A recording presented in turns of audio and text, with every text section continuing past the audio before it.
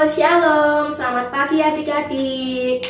Bagaimana kabarnya hari ini? Semoga kita semua dalam kondisi sehat dan juga baik ya. Karena kita percaya kita punya Tuhan Yesus yang sangat baik. Dia sudah memberikan begitu banyak hal yang baik kepada kita. Dan saat ini kita mau awali sekolah minggu kita pada hari ini. Kita mau sama-sama pujikan satu pujian, di mana pujian ini mengajak kita untuk bersukacita karena kasih Tuhan diam di dalam kita. Ayo sekarang semuanya bangkit berdiri. Kita mau pujikan adalah sukacita di hatiku. Pasti semuanya sudah bisa ya. Kita mau pujikan pujian ini dengan penuh sukacita.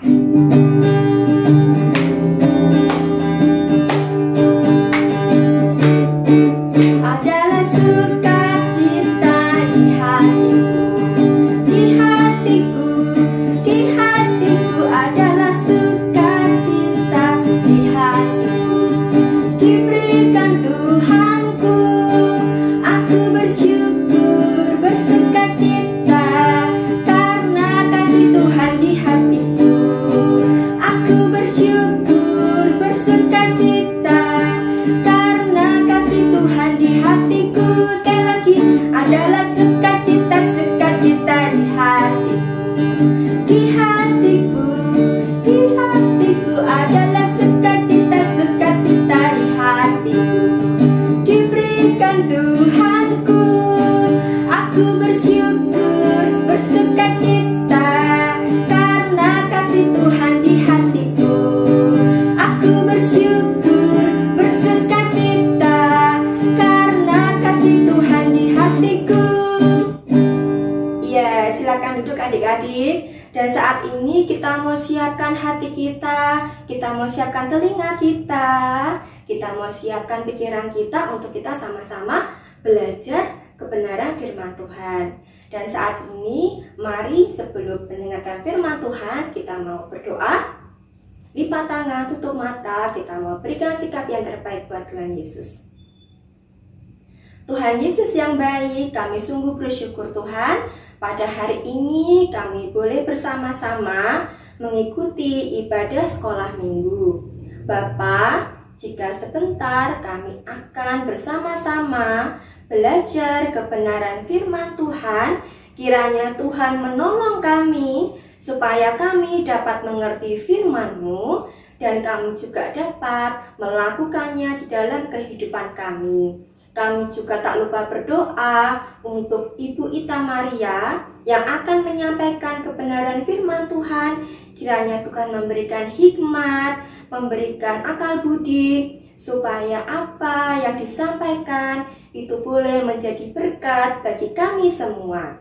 Terima kasih Tuhan, ampunilah akan dosa-dosa yang sudah kami lakukan. Dalam nama Tuhan Yesus kami sudah berdoa. Amin. Shalom adik-adik semuanya. Puji Tuhan kita bertemu kembali dan kita mau terus bersyukur kepada Tuhan karena setiap hari Tuhan memelihara kita, memberikan sukacita kepada kita, penyertaan Tuhan dalam hidup kita, dalam hidup kita dan juga adik-adik semuanya. Kita saat ini mau bersama-sama menyiapkan hati kita untuk kita menerima firman Tuhan. Dan biarlah firman Tuhan ini boleh tinggal di dalam hati kita, bertumbuh dan berbuah lebat, dan boleh menjadi contoh untuk kita boleh menjadi anak yang lebih baik lagi dalam hidup kita. Kita mau belajar dari sosok seorang yang bernama Boaz dan juga ada Ruth. Mari kita akan sama-sama membuka Alkitab kita. Kita akan membuka di dalam Ruth 4 ayat 1 sampai 22. Ruth pasal 4 ayat 1 sampai 22. Karena ayatnya panjang, Bu Ita tidak akan bacakan semuanya ya. Bu Ita akan berikan secara garis besarnya supaya nanti anak-anak sekalian bisa membacanya di rumah secara lengkap ya. Jadi Rut 4 ayat 1 sampai 22 itu bisa dibaca secara lengkap nanti. Oke, sudah menemukan semuanya? Kalau yang mau mencatat untuk tugas di sekolah bisa dicatat ya. Rut 4 ayat 1 sampai 22 dengan judul Rut menjadi istri Boas. Nah, kita akan baca Alkitab kita, Rut 4 ayat 1. Kita bacakan ya. Rut menjadi istri Boas. Boas telah pergi ke pintu gerbang dan duduk di sana. Kebetulan lewatlah penebus yang disebutkan Boas itu. Lalu berkatalah Boas, "Hai saudara, datanglah dahulu kemari, duduklah di sini." Maka datanglah ia lalu duduk. Kemudian dipilihnyalah 10 orang dari para tua-tua kota itu dan berkata, "Duduklah kamu di sini." Maka duduklah mereka.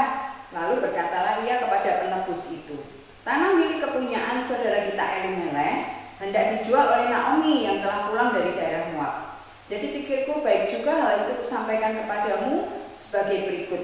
Belilah tanah itu di depan orang-orang yang duduk di sini dan di depan para tua-tua bangsa kita. Jika engkau mau menebusnya, tebuslah. Tetapi jika engkau tidak mau menebusnya, beritahukanlah kepadaku, supaya aku tahu, sebab tidak ada orang yang dapat menebusnya kecuali engkau dan sesudah engkau aku." Lalu berkatalah ia, "Aku akan menebusnya." Tetapi kata Boas, "Pada waktu engkau membeli tanah itu dari tangan Naomi, engkau memperoleh Rut juga perempuan Moab, istri orang yang telah mati itu, untuk menegakkan nama orang itu di atas milik pusakanya." Lalu berkatalah penebus itu, "Jika demikian aku ini tidak dapat menebusnya, sebab aku akan merusakkan milik pusakaku sendiri. Aku mengharap engkau menebus apa yang seharusnya aku tebus, sebab aku tidak dapat menebusnya." Nah, kita baca sampai di sini dulu ya, sampai ayat 6 ya. Nanti Ibu Ita akan ceritakan cerita mengenai Rut menjadi istri Boas. Ya, kita mau belajar dari sikap Boas yang mau menolong Rut dan Naomi. Nah, sebelum masuk ke cerita, ke pengulasan firman Tuhan, kita akan menyaksikan sedikit film singkat ini ya, yang akan menggambarkan pada kita apa sih kebahagiaan menolong orang lain, berkat bagi orang-orang yang punya hati yang tulus untuk mau menolong orang lain seperti Boas. Silahkan, kita akan menyaksikan sebentar ya film singkat.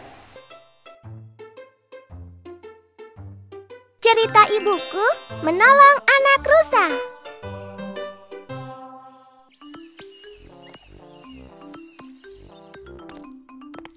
Ayo, Diva dan Pupus, Ibu akan membacakan cerita. Yeay, asik! Menolong anak rusa. Ayo Bu, kejar aku. Sore yang sangat indah, sangat pas sekali untuk mencari makan seperti anak rusa dan ibu rusa Jangan ini. jauh-jauh, Nak. Kamu ikuti ibu saja. Baik Bu. Sore ini kita makan apa Bu? Sedapatnya saja, buah atau rumput. Hehe, asik. Ini, Nak, makan buah dulu. Iya Bu. Sementara untuk mengganjal perutnya yang lapar, ibu rusa dan Kenapa anak rasanya rusa tidak memakan enak, buah Bu? yang jatuh ke tanah. Kalau kecoklatan, itu sudah busuk. Carilah yang berwarna kuning. Oh, jadi begitu, baiklah. Karena sedikit buah yang bisa dimakan, ibu rusa mengajak anaknya untuk mencari rumput yang hijau. Setelah memakan buah, ibu rusa dan anak rusa pergi meninggalkan pohon. Anak rusa bersembunyi. Ia akan membuat terkejut ibunya. Ibu! Kamu? Ibu sampai terkejut. Hati-hati mainnya. Iya Bu. Sudah lama berjalan, akhirnya mereka mendapat rumput yang segar. Ayo, Nak, tunggu apa lagi? Kita makan rumput yang segar. Hore, makan, makan, makan. Anak rusa dan ibu rusa terlihat lahap sekali memakan rumput yang segar. Nyam, nyam, nyam, nyam, nyam, nyam. Enak sekali rumput ini. Pasti aku cepat besar kalau makan rumput segar terus. Anak rusa merasa bosan makan rumput di tempat itu. Ia memutuskan untuk mencari rumput lainnya. Namun ia pergi agak jauh dari ibu dan tidak pamit padanya. Pas, ada rumput dan air. Jadi kalau aku haus tinggal minum. Itu kan anak rusa, kenapa dia sendirian? Hai anak rusa, sedang apa kamu? Di mana ibumu? Hei Kancil, aku sedang makan rumput. Ibu ada di sana. Kenapa kamu tidak bersama ibumu saja? Kan lebih aman. Aku ingin makan rumput di sini. Oh, baiklah. Hati-hati ya. Aku jalan dulu. Iya, Kancil. Hai Ibu Rusa, kenapa bingung? Kamu pasti sedang mencari anakmu ya? Iya, apa kau melihatnya, Kancil? Iya, dia ada di dekat sungai sedang makan rumput. Apa? Jauh sekali. Aku harus ke sana. Aku akan mengantarmu. Baiklah. Ketika selesai minum, tiba-tiba anak rusa terpleset dan jatuh masuk ke dalam sungai. Ibu, tolong aku. Loh, kemana perginya? Kancil, itu suara anakku. Sepertinya dia dalam bahaya. Ayo kita cari dia.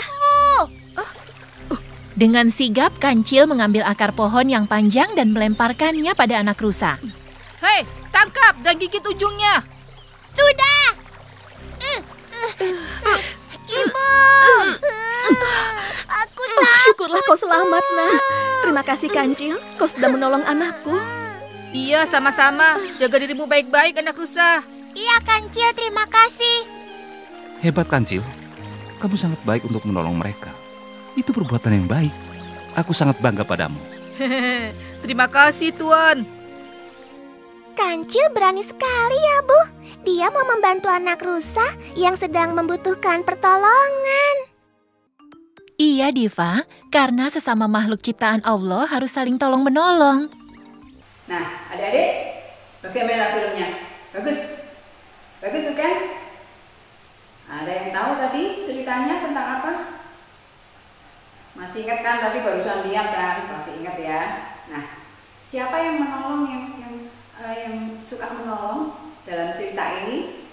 Yang menolong anak dari rusa yang terpleset dan terkena arus sungai.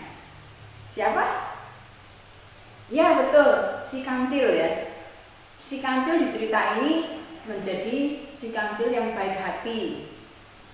Pada saat si anak rusa itu bermain mencari makan bersama dengan induknya, si anak rusa ini tidak pamit sama induknya kan?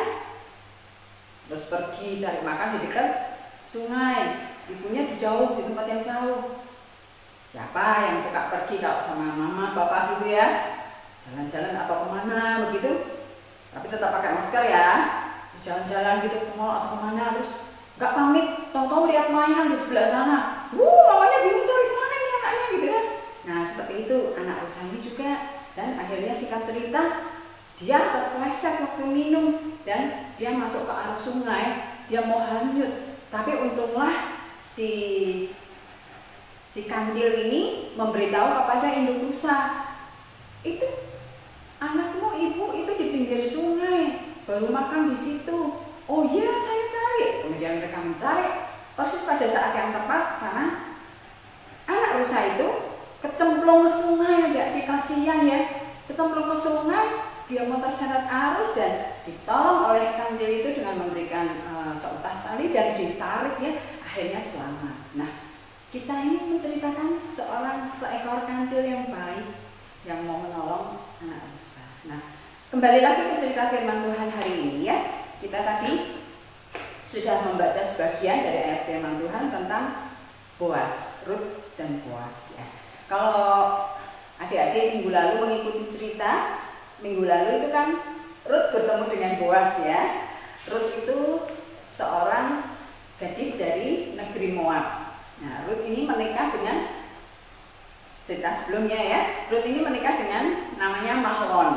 Nah, Mahlon, terus dia punya mertua namanya Naomi. Naomi punya suami Elimelech. Jadi ibu Naomi dan bapak Elimelech itu tinggal di daerah Moab. Kemudian mereka punya 2 orang anak laki-laki yang menikah dengan perempuan Moab, namanya Rut dan Orpa. Nah, pada saat itu di negeri Israel baru ada kelaparan, keadaannya susah, jadi mereka mengungsi ya. Setelah mereka mengungsi di tempat yang mereka tinggal itu, tidak berapa lama Elimelech meninggal, bapak Elimelech meninggal.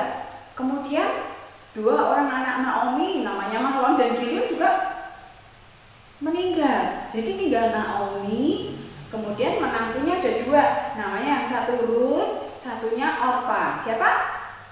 Rut dan Orpa.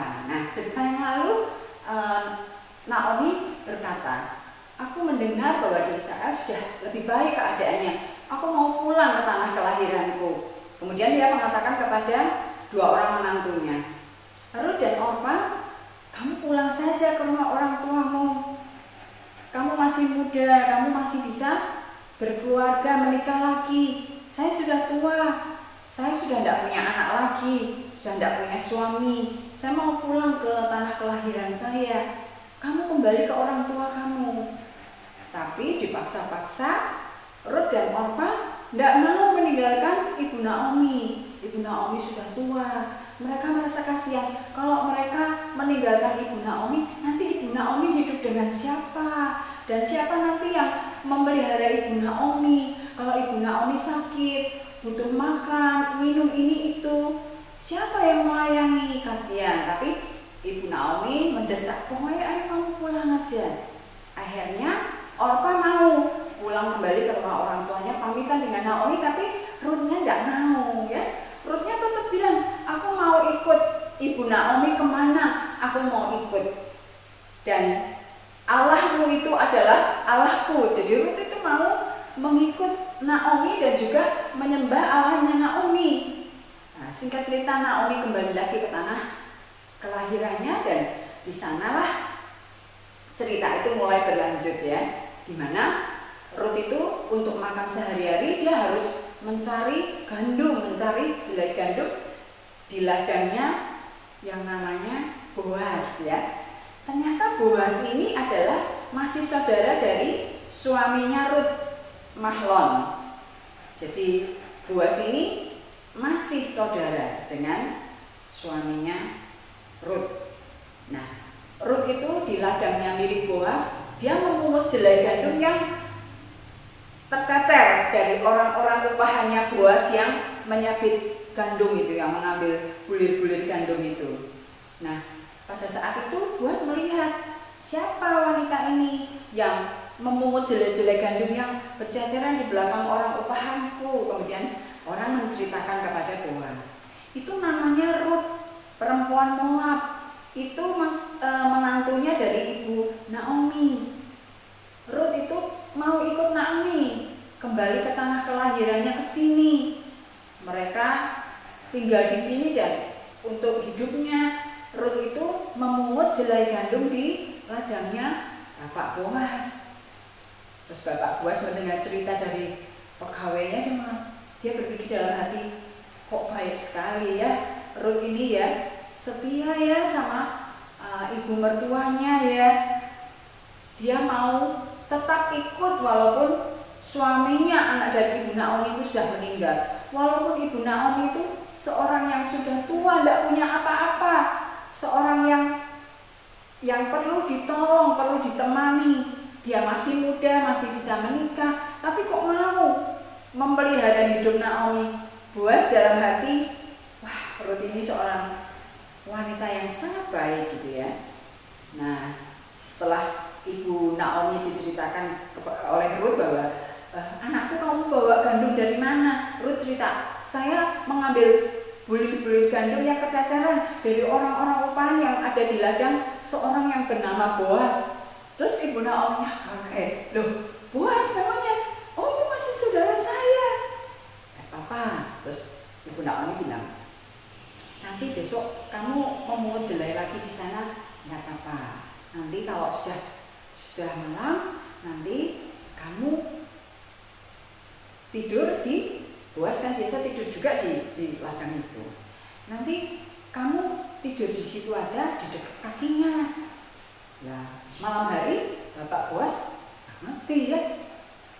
Pada pagi hari dia melihat, loh, ada Rut tidur di dekat kakinya. Kemudian dia mengatakan, lah, kamu Rut kan, perempuan yang suka memungut helai-helai gandum yang di ladangku, sama mantunya Ibu Naomi.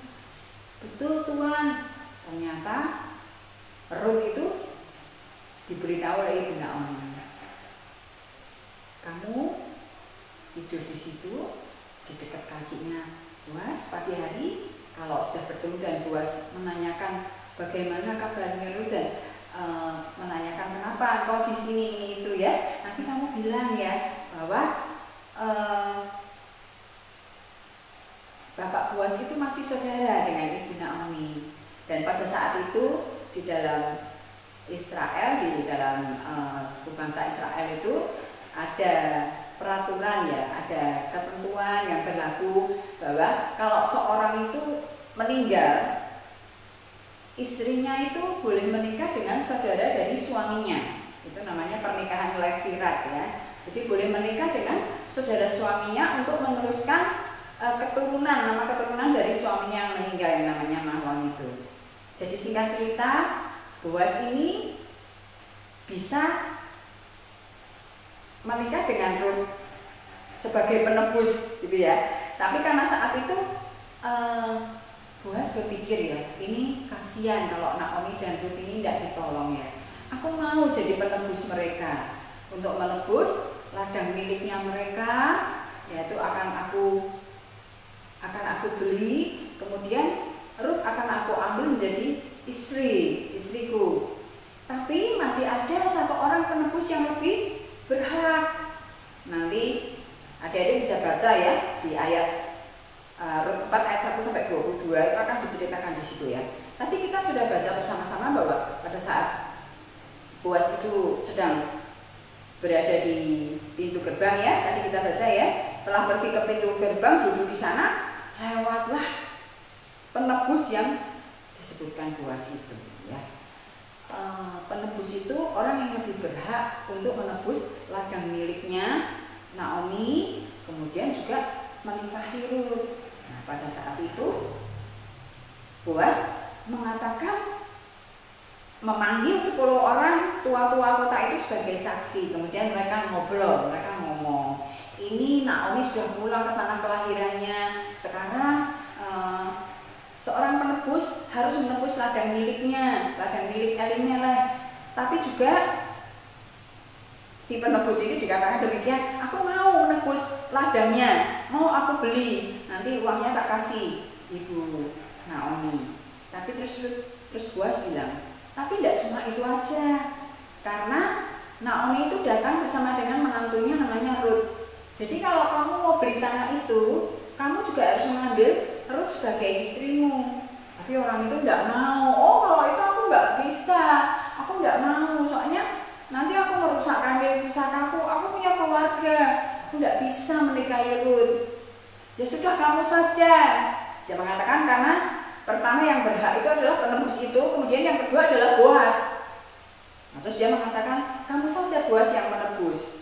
Kemudian satu kebiasaan pada saat itu ya, adik-adik semua kebiasaan yang lucu ya, nanti bisa dibaca, makanya ya dibaca lengkap ya ceritanya ya di rumah ya. Jadi untuk mengesahkan suatu perkara itu seorang akan memberikan kasutnya atau sandalnya atau sepatunya gitu ya, untuk mengesahkan perkara itu.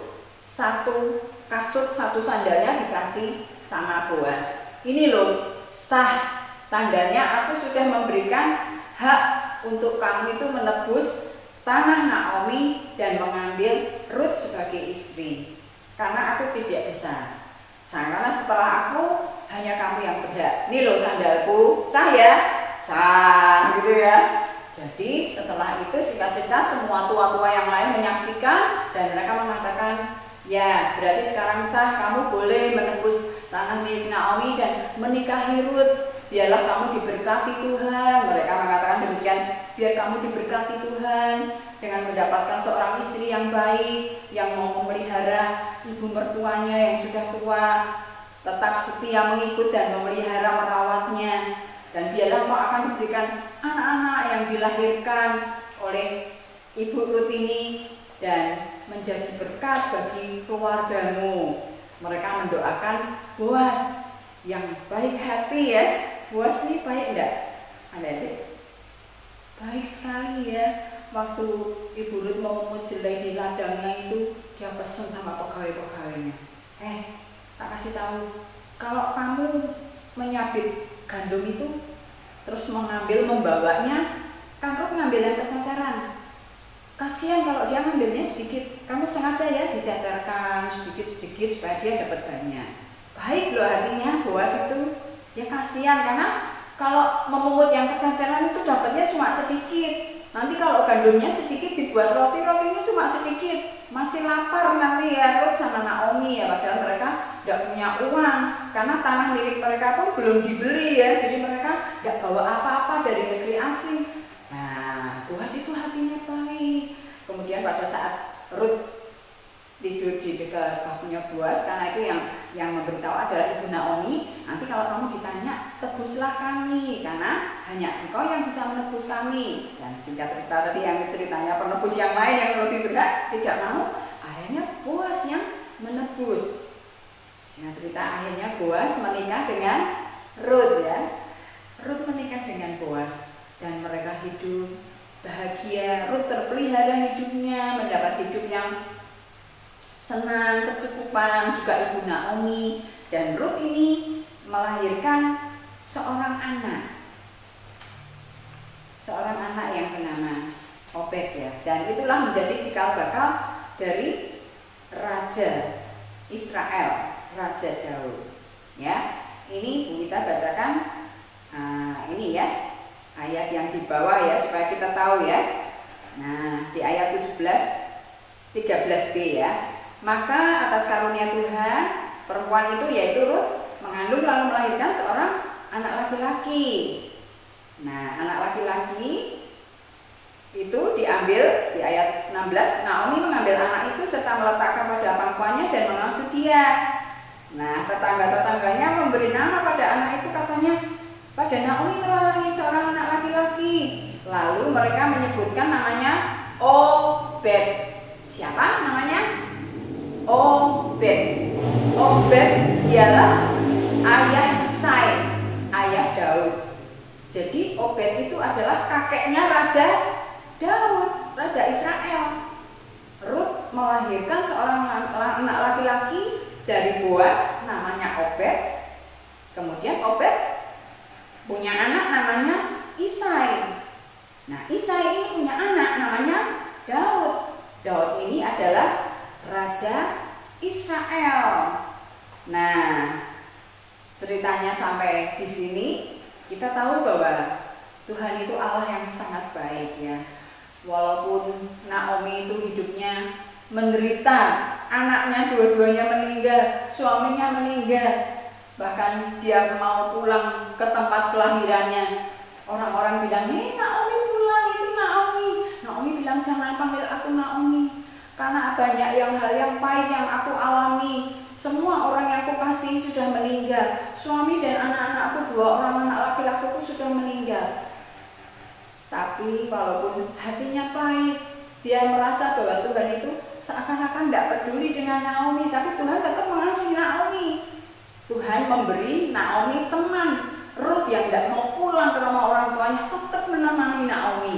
Dan bukan hanya itu, Tuhan memelihara hidup Naomi dan Ruth dengan mempertemukannya dengan Boas, seorang yang sangat baik hati, yang mau menjadi penolong dan penebus bagi Ruth dan Naomi. Sehingga di ayat cerita ini kita melihat karya Tuhan yang luar biasa, bahwa Allah itu punya rencana yang sangat indah, tidak pernah gagal.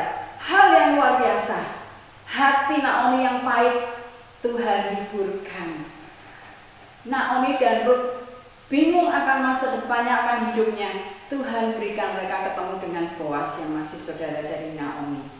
Bukan hanya ketemu dengan Boas, Boas yang mau menjadi penebus mereka. Mereka harus melalui jalan yang lain, penebus yang lebih berhak. Tapi penebus itu tidak mau, dan akhirnya Boas menikah dengan Ruth dan Naomi.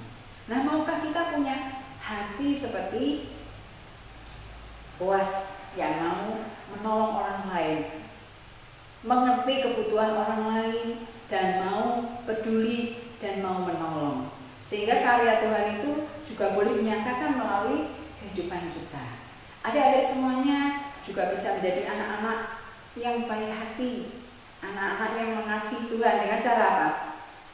Anak-anak itu punya hati yang tulus, mau peduli, memperhatikan orang-orang yang ada di sekitar kita yang membutuhkan, yang sakit, yang kekurangan ya. Kita mau punya hati seperti Tuhan Yesus, punya hati seperti Boas yang juga mengasihi Tuhan, sehingga dia punya hati yang baik. Nah, cerita firman Tuhan sampai di sini, dan dialah melalui cerita baik anak rusa yang ditolong si kancil dan cerita Rut menikah dengan Boas ini boleh memberkati adik-adik semuanya, sehingga kita boleh mengerti bahwa Allah yang luar biasa itu adalah Allah yang menyertai kita. Allah Immanuel yang karya dan rencananya itu luar biasa dalam hidup kita. Maka adik-adik semuanya tetap mengasihi Tuhan, rajin berdoa, suka menolong orang lain, taat dan berbakti kepada orang tua, mengasihi orang tua seperti Rut mengasihi Naomi dengan tulus dan mau merawatnya, mau menuruti nasihatnya, sehingga Rut boleh mendapatkan kehidupan yang baik karena dia menurut apa yang dikatakan oleh orang tuanya, ibu mertuanya, yaitu Naomi. Dan Rut ini juga mengasihi Tuhan, Allahnya Naomi. Maka adik-adik juga mengasihi Tuhan, Allah kita yang hidup dan menjadi penolong bagi sesama kita. Mari kita berdoa. Tuhan Yesus, terima kasih buat firman-Mu. Kami sungguh bersukacita kami boleh mendengarkan firman Tuhan, dan kami boleh belajar dari kisah Boas yang menikah dengan Rut ini, bahwa karya Tuhan itu karya Tuhan yang luar biasa dalam hidup kami. Kami mau menjadi anak yang bertumbuh di dalam penyertaan dan pimpinan Tuhan, sehingga saat kami nanti boleh beranjak dewasa pun kami terus mengasihi Tuhan, mengandalkan Tuhan, dan memiliki sifat-sifat karakter yang baik seperti Tuhan. Kami rindu boleh menjadi berkat bagi orang-orang yang ada di sekitar kami. Dan saat orang-orang di sekitar kami melihat kami, mereka diberkati dan melihat Tuhan yang ada di hidup kami. Terima kasih Tuhan Yesus, kami mengasihi Engkau Tuhan. Di dalam nama Yesus kami sudah berdoa dan mengucap syukur. Setiap orang katakan amin. Puji Tuhan. Tuhan memberkati kita semua. Ayat hafalan dari Mazmur 121 ayat 2. Pertolonganku ialah dari Tuhan yang menjadikan langit dan bumi. Ayat hafalan dari Mazmur 121 ayat 2. Pertolonganku ialah dari Tuhan yang menjadikan langit dan bumi. Puji Tuhan adik-adik, kita boleh sama-sama belajar kebenaran firman Tuhan. Firman Tuhan itu jangan cuma didengerin aja ya, tapi juga mari kita lakukan dalam kehidupan kita sehari-hari. Karena kita percaya kita pasti bisa, karena kita punya Tuhan Yesus yang akan selalu menyertai kita. Dan dalam nama Tuhan Yesus ada kemenangan. Pasti kita akan dimampukan dan kita bisa dipakai Tuhan untuk menjadi berkat. Nah, adik-adik, kita akan tutup sekolah minggu kita pada hari ini. Kita mau sama-sama pujikan dalam nama Yesus, dalam nama Yesus ada kemenangan. Mari kita pujikan bersama-sama.